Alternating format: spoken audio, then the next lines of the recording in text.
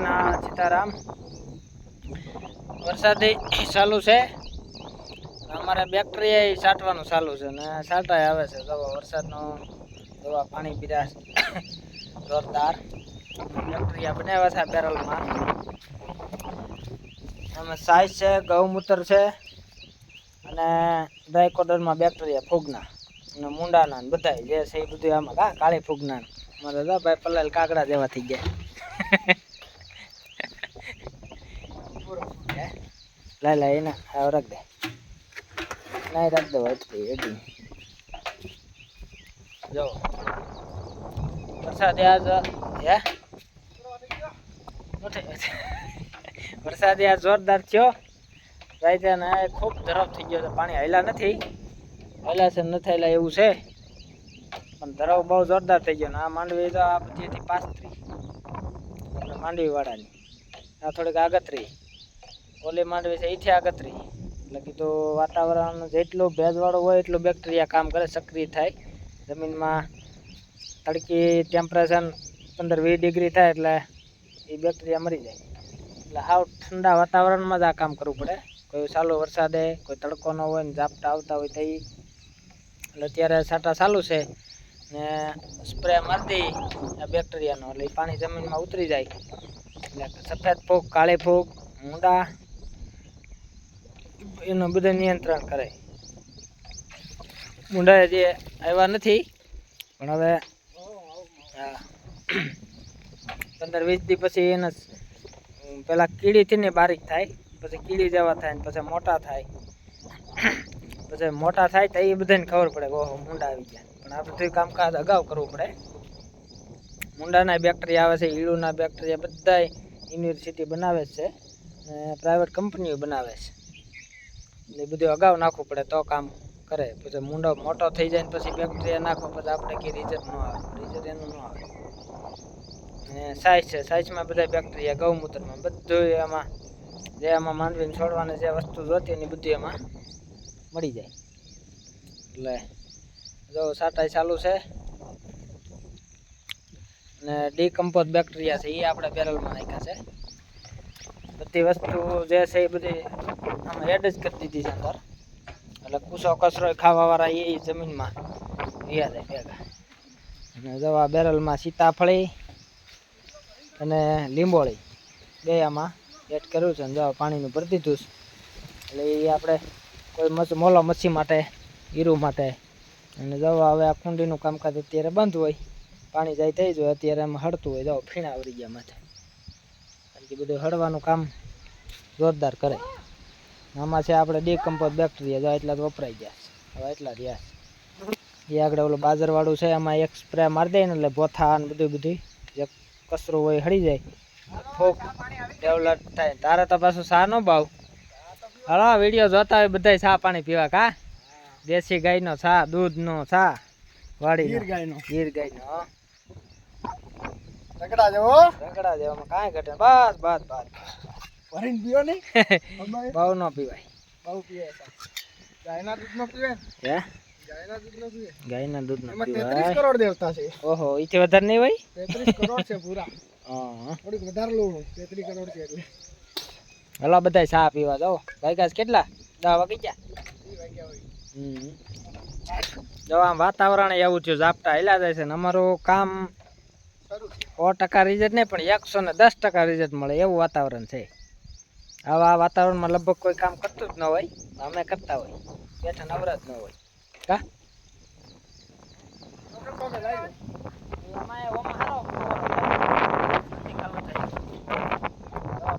પાણી પી લીધે ને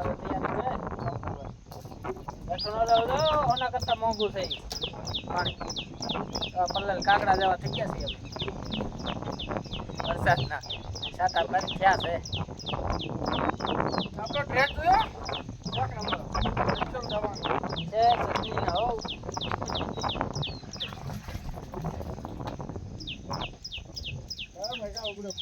દાયા ભાઈ જતા છે ટ્રેક્ટર લઈને ક્યાંક કંઈક ફરવા, આવું વાતાવરણ છે વરસાદ, ગામડે કાંઈ ઘટે નહીં, આપણે પ્રાકૃતિક તૈયારી જોવો માંડવી। અને જો અહીંયા બધે ઝાડવા વાવવાના છે. નવીન નવીન સીતાફળી, બી વગેરેના સીતાફળી, તે પછી રાવણા મોટા, તે પછી શું થાય નામે ન આવડતું, એવા બધા અલગ અલગ ઝાડવા હમણાં લેવા જવું છે ગીરમાં. માંડવી છે ને રજકા જેવી કઈ ઘટે ને નહીં હે, જો એની આમ ખૂણે તો જવો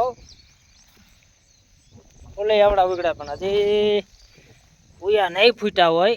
જો હવે નકરું ફૂલ ઉગડી ગયું છે ઉનાળામાં કમ્પ્લેટ. હવે સીધા હમણાં વરસાદ પછી અને ટાણું આવી છે એટલે સીધા ઉયા જ ફૂટશે.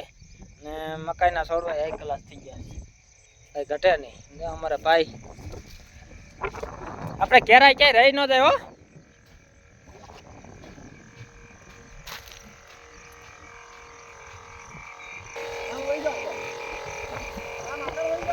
ના ના ત્યાં એટલે બધે મારે નથી ગારામાં આવે તો ખૂદતા જાય જો થોડા. કારણ કે આ પ્રાકૃતિક ખેતી પહેલા નંબરમાં પોસી હોય, ટ્રેક્ટર હાંકવાનો ન હોય, દાંડાથી ખેતી થાય એટલે જમીન હાવ પોસી જ રહે.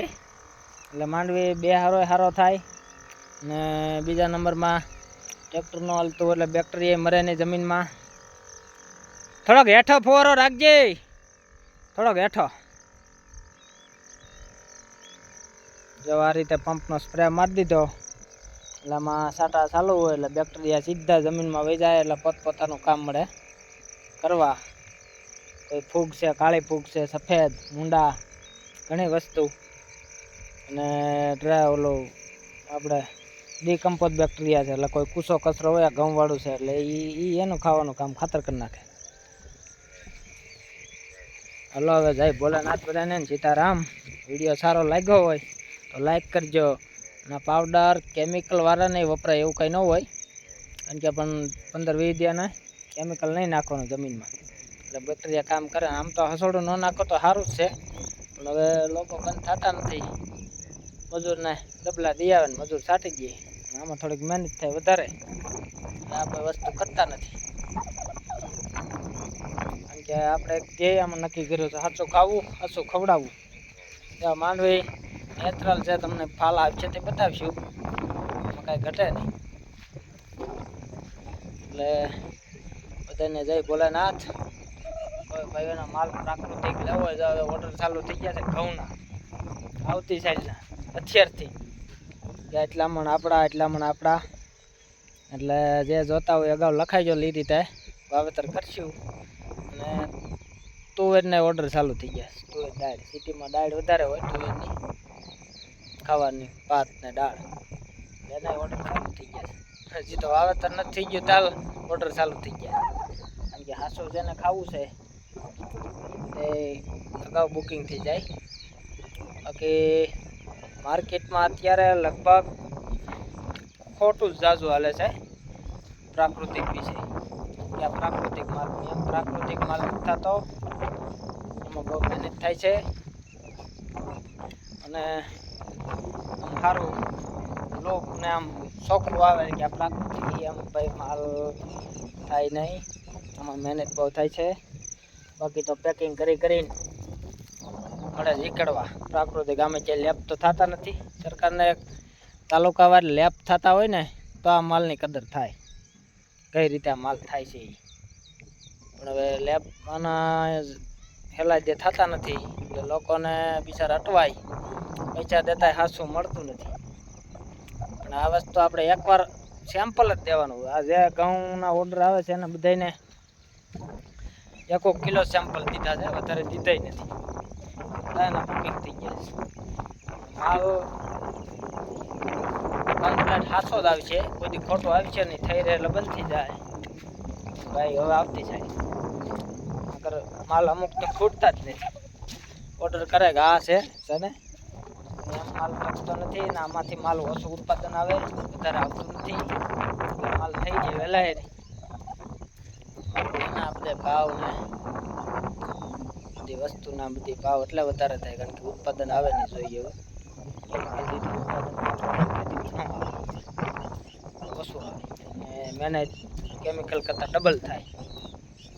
સવારમાંથી 5 વાગ્યામાંથી ઉઠા હોય ઘઉં પાસેથી બધું કામકાજ, એ પછી આ બધું વાડી આવે એનું ગૌમૂત્ર, છાણ, છાશ, પછી આ કુંડીમાં આવે, પછી કુંડીમાંથી ખેતરમાં જાય. તો એ બધી ખેતી થાય છે. એમને તો થતી નથી હેલાઈ દે. ઘણા લોકો ચાલુ કરી દીધી છે ને ભાઈ ખોરાક કરીને બંધ થઈ ગઈ એવું છે. હાલો હવે જાય ભોલેનાથ બધાને સીતારામ.